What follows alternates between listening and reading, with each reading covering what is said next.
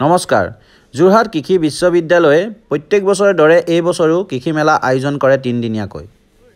এই 3 দিনীয়া কাৰ্যসূচীয়ে এইবাৰ কৃষকসকলক লাভৱানৰ কাৰণে এই কৃষি মেলাখন আয়োজন কৰে। আৰু দেখিবলৈ পোৱা গৈছে যে তাত অসংখ্য লোকে ভৰি পৰা আৰু তাত গছ-গছনিৰ পৰা ফুল পুলিলৈকে আৰু কৃষকৰ লগত কোৰ কটাৰীৰ পৰা সকলো সামগ্ৰী ইয়াত উলিওৱা হয়। আৰু সেই প্ৰদৰ্শনীত বহু লোকে অংশগ্ৰহণ কৰে। তাত কেইবাখনো জিলাৰ পৰা আহি প্ৰদৰ্শনীত অংশগ্ৰহণ কৰে আৰু বহু সামগ্ৰী তাত উলিওৱা হয়। তাত ফুল পুলিৰ পৰা ধৰি গছ পুলি এনেধৰণেই দেখুওৱা হৈছে।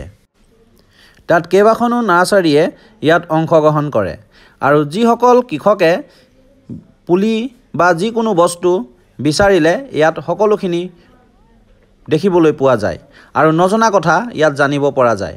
এনেধৰণে তেওঁলোকে ইয়াত কৃষকসকলক বুজাই দিয়া দেখিবলৈ পোৱা গৈছিল আৰু তাত পিঠা পনাৰ পৰা ধৰি মৌ ৰসৰ পৰা ধৰি সকলো সামগ্ৰী ইয়াত দেখিবলৈ পোৱা গৈছিল আৰু এনেধৰণে গাঁৱৰ কৃষকসকল ওলাই অহা দেখিবলৈ পোৱা গৈছিল। আহক আমি সেই ভিডিঅ'টো শেষলৈকে চাওঁ।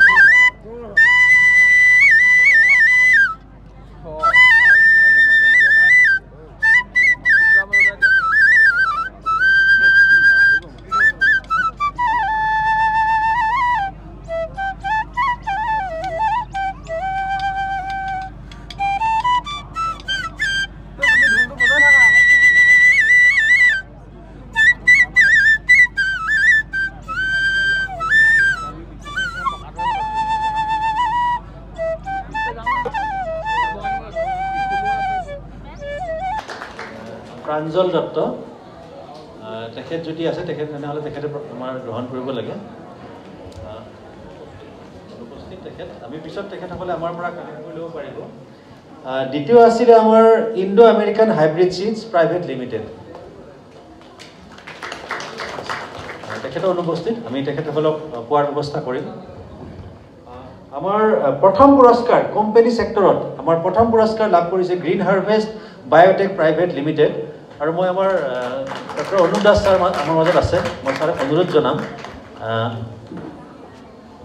তেখেতক বঁটাটো প্ৰদান কৰিবৰ কাৰণে